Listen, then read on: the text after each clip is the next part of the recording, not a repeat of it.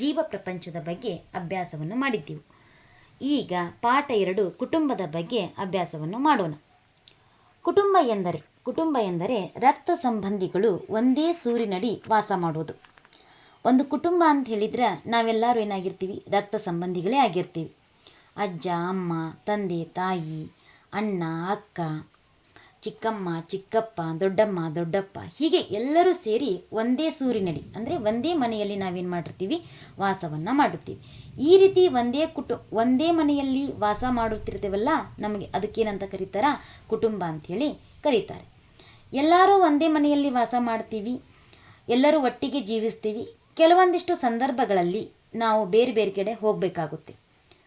ವಿವಾಹವಾಗಿನೋ, ಉದ್ಯೋಗಕ್ಕಾಗಿನೋ, ಶಿಕ್ಷಣಕ್ಕಾಗಿನೋ, ಹೀಗೆ ಬೇರೆ ಬೇರೆ ಕಾರಣಗಳಿಂದ ಮೂಲ ಕುಟುಂಬವನ್ನು ಬಿಟ್ಟು ತಮ್ಮದೇ ಆದ ಪ್ರತ್ಯೇಕ ಕುಟುಂಬವನ್ನು ರಚನೆ ಮಾಡಿಕೊಳ್ತೀವಿ. ಕಾಲದಿಂದ ಕಾಲಕ್ಕೆ ಕುಟುಂಬದ ಸ್ವರೂಪದಲ್ಲಿ ಅನೇಕ ಬದಲಾವಣೆಗಳು ಆಗ್ತವೆ. ಹೀಗೆ ನಮ್ಮ ಕುಟುಂಬವನ್ನು ವಂಶವೃಕ್ಷದಲ್ಲಿ ರಚನೆ ಮಾಡಬೇಕು. ಅಂದರೆ ವೃಕ್ಷ ಅಂದ್ರೇನು? ಮರ ಹೆಂಗೆ ತನ್ನ ಬೊಡ್ಡೆಯಿಂದ ರೆಂಬೆ ಕೊಂಬೆಗಳನ್ನು ವ್ಯಕ್ತಪಡಿಸ್ತೈತಿ, ಆ ರೀತಿಯಾಗಿ ನಮ್ಮ ಕುಟುಂಬವನ್ನು ಒಂದು ವೃಕ್ಷದ ರೀತಿಯಲ್ಲಿ ರಚನೆ ಮಾಡಬೇಕಾಗುತ್ತೆ. ಅದಕ್ಕೆ ಏನಂತ ಕರಿತೀವಿ, ವಂಶವೃಕ್ಷ ಅಂತ ಹೇಳ್ತೀವಿ. ವಂಶವೃಕ್ಷದಲ್ಲಿ ಕುಟುಂಬವನ್ನು ವ್ಯಕ್ತಪಡಿಸಬೇಕಾದ್ರೆ ಕೆಲವೊಂದಿಷ್ಟು ಸಂಕೇತಗಳನ್ನು ಬಳಸಲಾಗುತ್ತದೆ. ಅವು ಯಾವೆಂದು ಈಗ ತಿಳಿದುಕೊಳ್ಳೋಣ. ಚೌಕವನ್ನು ಗಂಡು ಅಂತ ಗುರುತ ಮಾಡಬೇಕಾದ್ರೆ ನಾವು ಚೌಕವನ್ನು ಗುರುತ ಮಾಡ್ತೀವಿ. ವೃತ್ತ ಹೆಣ್ಣು ಅಂತ ಗುರುತಿಸ್ಬೇಕಾದ್ರೆ ನಾವು ವೃತ್ತವನ್ನು ಗುರುತ ಮಾಡ್ತೀವಿ. ಈಗ ಗಂಡ ಹೆಂಡತಿಯನ್ನು ಗುರುತ ಮಾಡಬೇಕಾದ್ರೆ ಮೊದಲು ಚೌಕವನ್ನು, ನಂತರ ಏನು ಮಾಡಬೇಕು, ವೃತ್ತವನ್ನು ಹಾಕಬೇಕು. ತದನಂತರ ತಂದೆ ತಾಯಿಗೆ ಮಕ್ಕಳು ಜನಿಸಿರ್ತಾರೆ, ಅವರನ್ನು ನಾವು ವೃಕ್ಷದಲ್ಲಿ ವ್ಯಕ್ತಪಡಿಸಬೇಕಾದ್ರೆ ಮೇಲ್ಗಡೆ ಚೌಕ, ವೃತ್ತ, ತಕ್ಕಡಿಯ ರೂಪದಲ್ಲಿ ನಾವೇನು ಮಾಡಬೇಕು, ಮಕ್ಕಳನ್ನು ವ್ಯಕ್ತಪಡಿಸಬೇಕು.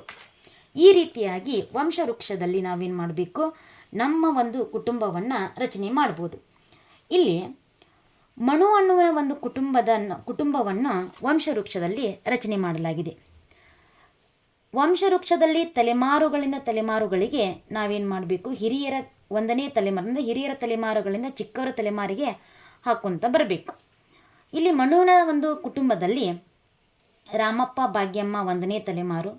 ರಾಮಪ್ಪ ಮತ್ತು ಭಾಗ್ಯಮ್ಮನ ಮಕ್ಕಳು ರವಿ ಮತ್ತು ರಾಜು, ಅವ್ರ ಮಕ್ಕಳು 2ನೇ ತಲೆಮಾರು. ರವಿಗೆ ಮದುವೆಯಾಗಿದೆ ವಿನುತನ ಜೊತೆಯಲ್ಲಿ, ರಾಜುನಿಗೆ ಮದುವೆಯಾಗಿದೆ ರಮ್ಯನ ಜೊತೆಯಲ್ಲಿ. ವಿನುತ ಮತ್ತು ರವಿಗೆ ಮಕ್ಕಳು ಜನಿಸಿದ್ದಾರೆ, ಅವರು ರಕ್ಷಿತ್ ಮತ್ತು ಪ್ರೇಮ, ಅವರು 3ನೇ ತಲೆಮಾರಿಗೆ ಬರ್ತಾರೆ. ಹಾಗೆ ರಾಜು ಮತ್ತು ರಮ್ಯನಿಗೂ ಕೂಡ ಏನು ಮಾಡಿದರೆ ಮಕ್ಕಳು ಜನಿಸಿದ್ದಾರೆ, ಪಲ್ಲವಿ ಮತ್ತು ಸುಮಾ, ಅವರು ಕೂಡ 3ನೇ ತಲೆಮಾರಿಗೆ ಬರುತ್ತಾರೆ. ಇನ್ನು 4ನೇ ತಲೆಮಾರು ರಾಧಾ ಮತ್ತು ರಕ್ಷಿತನಿಗೆ ಮದುವೆಯೇ ರಾಧನ ಜೊತೆ ಆಗಿದೆ. ರಕ್ಷಿತ್ ಮತ್ತು ರಾಧನಿಗೆ ಜನಿಸಿದ ಮಕ್ಕಳು ಯಾರಂತ ಹೇಳಿದರೆ ಪ್ರಿಯಾ ಮತ್ತು ಮನು. ಹಾಗೆಯೇ ಸುಮನಿಗೆ ಕೂಡ ಮದುವೆ ಆಗಿದೆ ಶರಣ್ ಜೊತೆ, ಅವರಿಗೆ ಜನಿಸಿದ ಮಕ್ಕಳು ಯಾರಂದರೆ ಕಿರಣ್ ಮತ್ತು ಕೀರ್ತನ. ಈ ವಂಶವೃಕ್ಷವನ್ನು ನೋಡಿ ಕೆಲವು ಪ್ರಶ್ನೆಗಳಿಗೆ ನಾವಿಂದು ಉತ್ತರಿಸಬೇಕು. ಅಂದರೆ ರಕ್ತ ಸಂಬಂಧಿಗಳು ನಮಗೆ ಯಾವ ರೀತಿ ಸಂಬಂಧ ಆಗ್ತಾರ ಅನ್ನೋದನ್ನು ತಿಳ್ಕೊಳ್ಳೋದಕ್ಕೆ ಮನು ತನ್ನ ಸಂಬಂಧಿಗಳನ್ನು ಇಲ್ಲಿ ವ್ಯಕ್ತಪಡಿಸಿದ್ದಾನೆ. ಮನುಗೆ ಇವರೆಲ್ಲ ಏನೇನು ಆಗಬೇಕು ಅನ್ನೋದನ್ನು ಕೆಲವೊಂದಿಷ್ಟು ಪ್ರಶ್ನೆಗಳ ಮುಖಾಂತರ ನಾವೀಗ ತಿಳಿದುಕೊಳ್ಳೋಣ. ಪ್ರಿಯಾ ಮನುಗೆ ಏನಾಗಬೇಕು, ರಕ್ಷಿತ್ ಮತ್ತು ರಾಧಾ ಮನುವಿನ ತಂದೆ ತಾಯಿ. ರಕ್ಷಿತ್ ಮತ್ತು ರಾಧಾನ ಮಕ್ಕಳು ಯಾರು, ಪ್ರಿಯಾ ಮತ್ತು ಮನುಗೆ ಪ್ರಿಯಾ ಏನಾಗ್ತಾಳೆ, ಅಕ್ಕ ಆಗ್ತಾಳೆ. ರಕ್ಷಿತ್ ಮತ್ತು ರಾಧಾ ಏನಾಗ್ತಾರೆ, ಮನುಗ ತಂದೆ ತಾಯಿ ಆಗ್ತಾರೆ. ಪ್ರೇಮ್ ಏನಾಗ್ತಾನ ಮನುಗಂದ್ರೆ ಚಿಕ್ಕಪ್ಪ ಆಗ್ತಾನೆ. ರಾಮಪ್ಪ ಮತ್ತು ಭಾಗ್ಯಮ್ಮ ಏನಾಗ್ತಾರೆ ಮನುಗಂದ್ರೆ ಮುತ್ತಜ್ಜ ಮತ್ತು ಮುತ್ತಜ್ಜಿ ಆಗುತ್ತಾರೆ. ರವಿ ಮತ್ತು ವಿನುತ ಅಜ್ಜ ಅಮ್ಮ ಆಗ್ತಾರೆ. ಪಲ್ಲವಿ ಅತ್ತೆ ಆಗ್ತಾಳ. ಶರಣ್ ಮತ್ತು ಸುಮಾ ಅತ್ತೆ ಮತ್ತು ಮಾವ ಆಗ್ತಾರ. ರಾಜು ಮತ್ತು ರಮ್ಯ ಏನಾಗ್ತಾರ, ಅಜ್ಜ ಅಮ್ಮನೇ ಆಗ್ತಾರ. ಕಿರಣ್ ಸೋದರ ಸಂಬಂಧಿ, ಕೀರ್ತನ ಕೂಡ ಸೋದರ ಸಂಬಂಧಿ ಆಗ್ತಾಳೆ. ಈ ರೀತಿಯಾಗಿ ನಾವು ವಂಶವೃಕ್ಷವನ್ನು ವ್ಯಕ್ತಪಡಿಸ್ಬೋದು. ಕೆಲವೊಂದಿಷ್ಟು ಚಿಹ್ನೆಗಳನ್ನು ಈ ಒಂದು ಅಧ್ಯಾಯದಲ್ಲಿ ವ್ಯಕ್ತಪಡಿಸಿದ್ದಾರೆ. ಮೊದಲು ವೃತ್ತ ಬಂದು ಚೌಕ, ನಂತರ ಬಂದ್ರೆ ವೃತ್ತ ಅಂತ ಹೇಳಿದರೆ ನಾವೇನಂತ ಹೇಳಿದ್ದೀವಿ, ಹೆಣ್ಣಿಗೆ ವೃತ್ತವನ್ನು ಗುರುತಿಸ್ತಾರ ಅಂತ ಹೇಳಿವಿ. ಅದೇ ಒಂದೇ ಸಮದೊಳಗೆ ಬಂತಂದ್ರೆ ವೃತ್ತ ಮೊದಲು ಬಂದು ಚೌಕ, ನಂತರ ಬಂತಂದ್ರೆ ಹೆಂಡತಿ ಗಂಡ ಆಗುತ್ತದೆ. ತಕ್ಕಡಿ ರೂಪದಲ್ಲಿ ವೃತ್ತ ಮತ್ತು ಚೌಕ ಬಂದರೆ ವೃತ್ತ ಅಂದರೆ ಹೆಣ್ಣು, ಅಕ್ಕ ತಮ್ಮ ಆಗುತ್ತಾರೆ. ಮತ್ತೆ ವೃತ್ತ ಮತ್ತು ತಕ್ಕಡಿಯಲ್ಲಿ ವೃತ್ತ ಬಂದರೆ ತಾಯಿ ಮಗಳು ಆಗುತ್ತಾಳೆ. ಚೌಕ ಮತ್ತು ತಕ್ಕಡಿಯಲ್ಲಿ ವೃತ್ತ ಬಂದರೆ ತಂದೆ ಮತ್ತು ಮಗಳು ಆಗುತ್ತಾರೆ. ಹಾಗೆ ತಕ್ಕಡಿಯಲ್ಲಿ 2 ಚೌಕಗಳು ಬಂದರೆ ಅಣ್ಣ ಮತ್ತು ತಮ್ಮ ಆಗುತ್ತಾರೆ. ತಕ್ಕಡಿಯಲ್ಲಿ 2 ವೃತ್ತಗಳು ಬಂದರೆ ಅಕ್ಕ ಮತ್ತು ತಂಗಿ ಆಗುತ್ತಾರೆ. ಹೀಗೆ ಸಂಕೇತಗಳ ಮೂಲಕ ನಾವು ಸಂಬಂಧಗಳನ್ನು ತಿಳಿದುಕೊಳ್ಳಬಹುದು.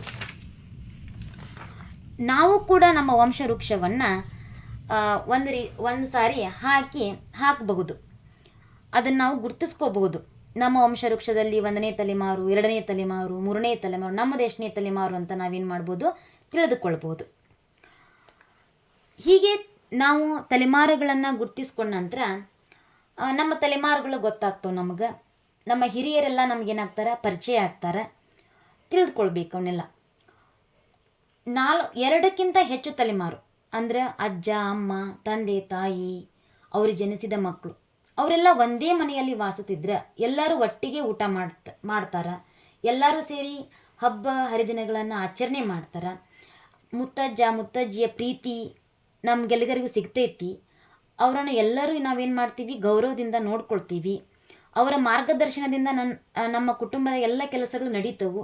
ಹೀಗೆ 2ಕ್ಕಿಂತ ಹೆಚ್ಚು ತಲೆಮಾರಿನವರು ಕೂಡಿ ಒಂದೇ ಮನೆಯಲ್ಲಿ ವಾಸಿಸುವುದು ಅಂದರೆ 2ಕ್ಕಿಂತ ಹೆಚ್ಚು ತಲೆಮಾರು ಅಂದರೆ ತಂದೆ ತಾಯಿ ಅವರು ಮಕ್ಕಳನ್ನು ಅಷ್ಟು ಬಿಟ್ಟು ಮುತ್ತಜ್ಜ ಮುತ್ತಜ್ಜಿ, ಅತ್ತೆ ಮಾವ, ಚಿಕ್ಕಮ್ಮ ಚಿಕ್ಕಪ್ಪ ಹೀಗೆ ಎಲ್ಲರೂ ಸೇರಿ ಒಂದೇ ಮನೆಯಲ್ಲಿ ವಾಸ ಆಗಿದ್ರು ಅಂದ್ರೆ ಆ ಕುಟುಂಬಕ್ಕೆ ಅವಿಭಕ್ತ ಕುಟುಂಬ ಎನ್ನುತ್ತಾರೆ. ಇಲ್ಲೊಂದು ಕ್ವಶನ್ ಕೇಳ್ತಾರೆ ನಮ್ಗೆ, ಅವಿಭಕ್ತ ಕುಟುಂಬ ಅಂದ್ರೇನು ಅಂಥೇಳಿ. 2ಕ್ಕಿಂತ ಹೆಚ್ಚು ತಲೆಮಾರಿನವರು ಒಂದೇ ಮನೆಯಲ್ಲಿ ವಾಸವಾಗಿತ್ತಂದ್ರೆ ಅವ್ರಿಗೇನಂತ ಕರೀತಾರ, ಆ ಕುಟುಂಬಕ್ಕೆ ಏನಂತ ಕರೀತಾರ, ಅವಿಭಕ್ತ ಕುಟುಂಬ ಎಂದು ಕರೆಯುತ್ತಾರೆ.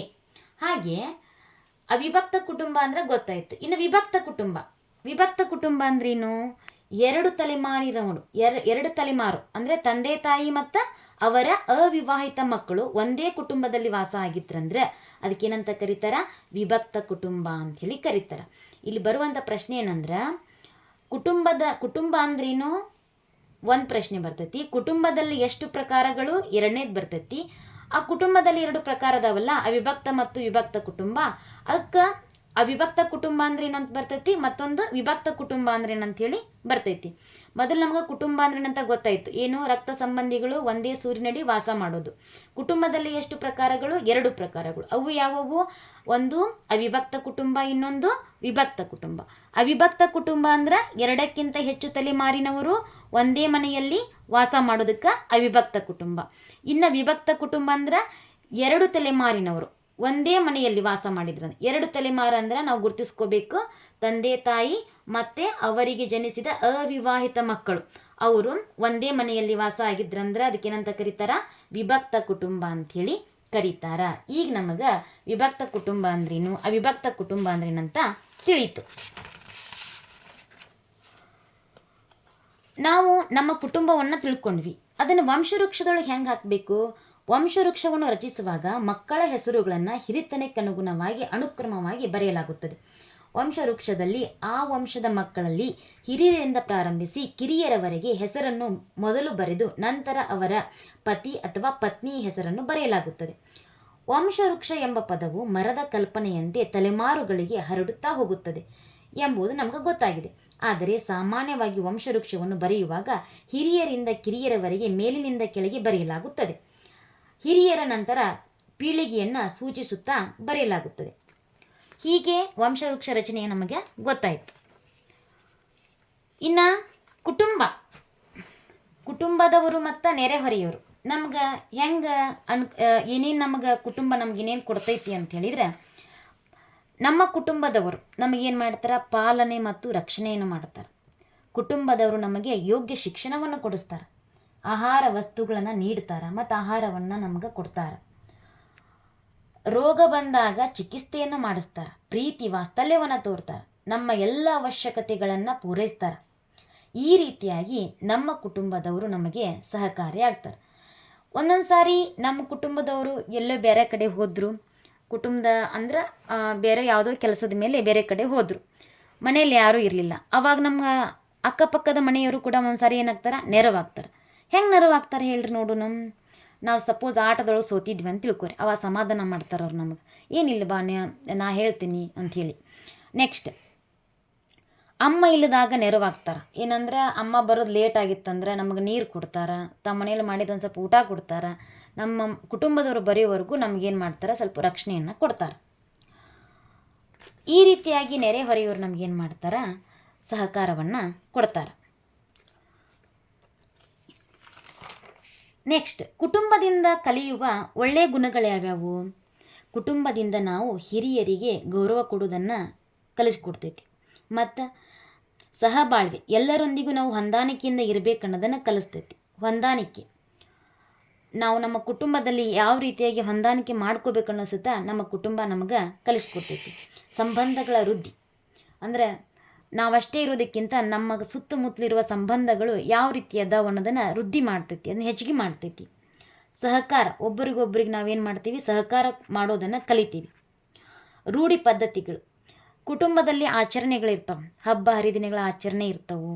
ಈ ರೀತಿ ಆಚರಣೆಗಳನ್ನು ನಾವು ಅಷ್ಟೇ ಇದ್ರೆ ಕಲಿಯೋಕ್ಕಾಗಂಗಿಲ್ಲ. ಕುಟುಂಬದೊಳಗೆ ಹಿರಿಯರು ಏನು ಮಾಡ್ತಾರೆ, ನಮ್ಮ ಮನೆಯೊಳಗೆ ಇಂಥ ಪದ್ಧತಿ ಇತ್ತು, ನಾವು ಈ ಥರ ಹಬ್ಬ ಹರಿದಿನಗಳನ್ನ ಆಚರಣೆ ಮಾಡ್ತಿದ್ವಿ, ಈ ಹಬ್ಬದೊಳಗೆ ಇಂಥ ಸಿಹಿ ತಿಂಡಿಗಳನ್ನು ಮಾಡ್ತಿದ್ವಿ, ಈ ಥರ ಮಾಡ್ತಿದ್ವಿ ಅಂತೇಳಿ ನಮಗೇನು ಮಾಡ್ತಾರೆ, ರೂಢಿ ಪದ್ಧತಿಗಳನ್ನು ಕಲಿಸಿಕೊಡ್ತಾರೆ. ಹೀಗೆ ಕುಟುಂಬದಿಂದ ನಾವು ಅನೇಕ ರೀತಿಯ ಒಳ್ಳೆಯ ಗುಣಗಳನ್ನು ಕಲಿತೀವಿ. ಹಂಗಂದ್ರೆ ನಮಗೆ ಕುಟುಂಬ ಯಾಕೆ ಬೇಕು? ನಮಗೆ ಕುಟುಂಬದ ಅವಶ್ಯಕತೆ ಏನೈತೆ ನಮಗೆ ಅಂತ ಕೇಳಿದ್ರೆ, ನಮಗೆ ಯೋಗ್ಯ ಶಿಕ್ಷಣವನ್ನು ಕೊಡಿಸೋರು, ನಮ್ಮ ಜವಾಬ್ದಾರಿಯನ್ನು ಹೊರೋರು ಯಾರು ಅಂತ ಹೇಳಿದ್ರೆ ಕುಟುಂಬದವರು. ಉತ್ತಮ ಆರೋಗ್ಯ, ನಮಗೆ ಅನಾರೋಗ್ಯಕ್ಕೀಡು ಆದ್ವಿ ಅಂತ ಹೇಳಿದ್ರೆ ಅತ್ಯುತ್ತಮ ಆರೋಗ್ಯ, ಎಲ್ಲರ ಯಾವ ದವಾಖಾನೆಗೆ ಹೋಗಬೇಕು, ಏನು ಮಾಡಬೇಕು, ನಮ್ಮ ಮಕ್ಕಳಿಗೆ ಎಂಥ ಟ್ರೀಟ್ಮೆಂಟ್ ಕೊಡಿಸ್ಬೇಕು ಅನ್ನೋದು ಬೇರೆ ಯಾರೂ ಮಾಡೋದಿಲ್ಲ, ನಮ್ಮ ಕುಟುಂಬದವರೇ ಮಾಡ್ತಾರೆ. ರಕ್ಷಣೆ, ನಮ್ಗೆ ಯಾರು ಏನಾರ ಮಾಡಿದ್ರೆ ನಮಗೇನು ಮಾಡ್ತಾರೆ, ಲಘುನ ಸ್ಪಂದಿಸೋರು ಯಾರು, ನಮ್ಮ ಕುಟುಂಬದವರೇ. ಪ್ರೀತಿ ವಾತ್ಸಲ್ಯವನ್ನು ತೋರಿಸ್ತಾರೆ, ಅವಶ್ಯಕತೆಗಳನ್ನು ಪೂರೈಕೆ ಮಾಡ್ತಾರೆ, ನಮಗೆ ಸಮಾಜದಲ್ಲಿ ಉನ್ನತ ಸ್ಥಾನಮಾನ ಸಿಗುವ ಹಾಗೆ ಮಾಡ್ತಾರೆ. ಶಿಕ್ಷಣ ಕೊಡಿಸ್ತಾರೆ ಅಂತ ಹೇಳಿದರೆ, ನಾವು ಅತ್ಯುತ್ತಮವಾಗಿ ಶಾಲೆ ಕಲಿತೀವಿ ಅಂದ್ರೆ ಸಮಾಜದಲ್ಲಿ ತನ್ನಿಂದ ತಾನೇ ಏನು ಮಾಡ್ತೈತೆ ಅಂತ ಹೇಳಿದ್ರೆ ಉತ್ತಮವಾದ ಸ್ಥಾನಮಾನ ಸಿಕ್ಕೇ ಸಿಗುತ್ತದೆ. ಹೀಗೆ ಕುಟುಂಬದ ರಚನೆ, ಕುಟುಂಬದಲ್ಲಿ ಎಷ್ಟು ಪ್ರಕಾರಗಳು, ಹೀಗೆ ನಾವೇನು ಮಾಡ್ತೀವಿ ಅಂದ್ರೆ ಕಲಿತ್ವಿ. ಇನ್ನು ಕೆಲವೊಂದಿಷ್ಟು ಪ್ರಶ್ನೆಗಳನ್ನು ಕೇಳ್ತಾರೆ ಇಲ್ಲಿ. ಏನಂತ ಕೇಳ್ತಾರೆ, ವಂಶವೃಕ್ಷದಲ್ಲಿ ಗಂಡಸರಿಗೆ ಬಳಸುವ ಸಂಕೇತ ಯಾವುದು ಅಂತ ಕೇಳ್ತಾರೆ. ಅವಾಗ ನಾವೇನಂತ ಹೇಳಬೇಕು, ಚೌಕ. ವಂಶವೃಕ್ಷದಲ್ಲಿ ಹೆಂಗಸರಿಗೆ ಬಳಸುವ ಸಂಕೇತ ಯಾವುದು ಅಂತ ಕೇಳ್ತಾರೆ. ಅವಾಗ ನಾವೇನು ಹೇಳಬೇಕು, ವೃತ್ತ. ಕುಟುಂಬದ ಸ್ವರೂಪದಲ್ಲಿ ಬದಲಾವಣೆ ಹೆಂಗಾಗ್ತೈತಪ್ಪ ಅಂತ ಕೇಳ್ತಾರೆ. ಅವಾಗ ಏನು ಮಾಡಬೇಕು, ಉದ್ಯೋಗ ಮತ್ತು ಶಿಕ್ಷಣದಿಂದ ಏನಾಗ್ತೈತಿ, ಕುಟುಂಬದಲ್ಲಿ ಬದಲಾವಣೆಗಳಾಗ್ತವೆ. ಈ ರೀತಿಯಾಗಿ ಪ್ರಶ್ನೆಗಳನ್ನು ಕೇಳ್ತಾರೆ. ಈ ವಿಡಿಯೋನ ವೀಕ್ಷಣೆ ಮಾಡಿದ ತಮಗೆಲ್ಲರಿಗೂ ಧನ್ಯವಾದಗಳು.